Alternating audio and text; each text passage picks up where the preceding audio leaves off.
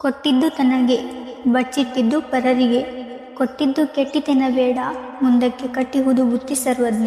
ಎಲ್ಲರೂ ಹೆಂಗದಿರಿ? ಇವತ್ತ ಸೋಯಾಬೀನ್ ಪಲ್ಯ ಮಾಡೋಣ ಬರ್ರಿ. ಫಸ್ಟ್ ಬಿಸಿನೀರೊಳಗೆ ಸೋಯಾಬೀನ್ನ ಹಾಕಿ ಕುದಿಸ್ಕೊರೋಣ 1-2 ನಿಮಿಷ. ಅದಾದ ನಂತರ ಸೋಯಾಬೀನ್ನ ತೆಗೆದು ಒಂದ್ರೊಳಗೆ 2 ಕಟ್ ಮಾಡೋಣ.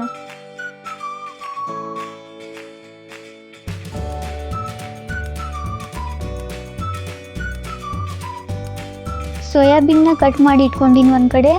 ಅದಾದ ನಂತರ ಒಂದು ಕಡಾಯಿಯೊಳಗೆ ಎಣ್ಣೆ ಹಾಕೋರೋನು. ಎಣ್ಣೆ ಹಾಕ್ಕೊಂಡು ಬಿಸಿ ಆದ ನಂತರ ಜೀರಿಗೆ ಹಾಕೋರೋನು.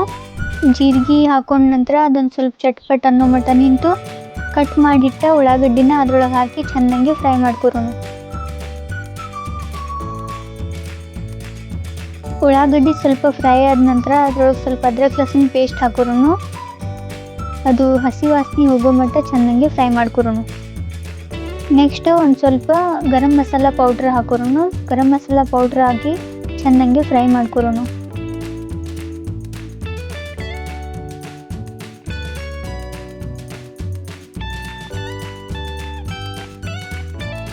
ಒಗ್ಗರಣೆಯೊಳಗೆ ಒಂದು ಟಮಾಟಿನ ಮಿಕ್ಸ್ ಮಾಡ್ಕೊರೋನು. ಟಮಾಟಿ ಹಾಕ್ಕೊಂಡು ಚೆನ್ನಾಗಿ ಫ್ರೈ ಮಾಡ್ಕೊರೋನು. ಈಗ ರುಚಿಗೆ ತಕ್ಕಷ್ಟು ಉಪ್ಪು ಹಾಕೋರೋನು. ನಂತರ ಒಂದು ಸ್ವಲ್ಪ ಮಸಾಲೆ ಖಾರ ಹಾಕೋರೋನು. ಖಾರ ನಿಮ್ಗೆ ಎಷ್ಟು ಬೇಕೋ ಅಷ್ಟು ಹಾಕೋರಿ. ಸ್ವಲ್ಪ ಅರಿಶಿನ ಪುಡಿ ಹಾಕ್ಕೊಂಡು ಅದನ್ನು ಖಾರ ಅರಿಶಿನ ಪುಡಿ ಎಲ್ಲನೂ ಚೆನ್ನಾಗಿ ಮಿಕ್ಸ್ ಮಾಡ್ಕೊರೋನು. ಸ್ವಲ್ಪ ಕಟ್ ಮಾಡ್ಕೊಂಡಿದ್ದು ಕೊತ್ತಂಬರಿ ಹಾಕಿ ಚೆನ್ನಾಗಿ ಮಿಕ್ಸ್ ಮಾಡ್ಕೊರೋನು.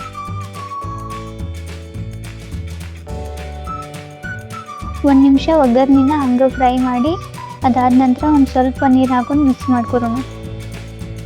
ನೀರು ಹಾಕಿದ ನಂತರ ಇದನ್ನು ಮೀಡಿಯಮ್ ಫ್ಲೇಮ್ ಒಳಗೆ 1-2 ನಿಮಿಷ ಕುದಿಸೋಣ.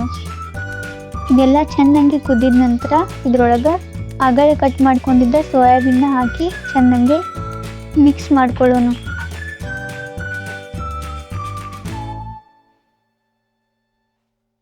ನಂತರ ಸೋಯಾಬೀನ್ನ ಲೋ ಫ್ಲೇಮ್ ಒಳಗಿಟ್ಟು 1-3 ನಿಮಿಷ ಕುದಿಸ್ಕೊರೋಣ.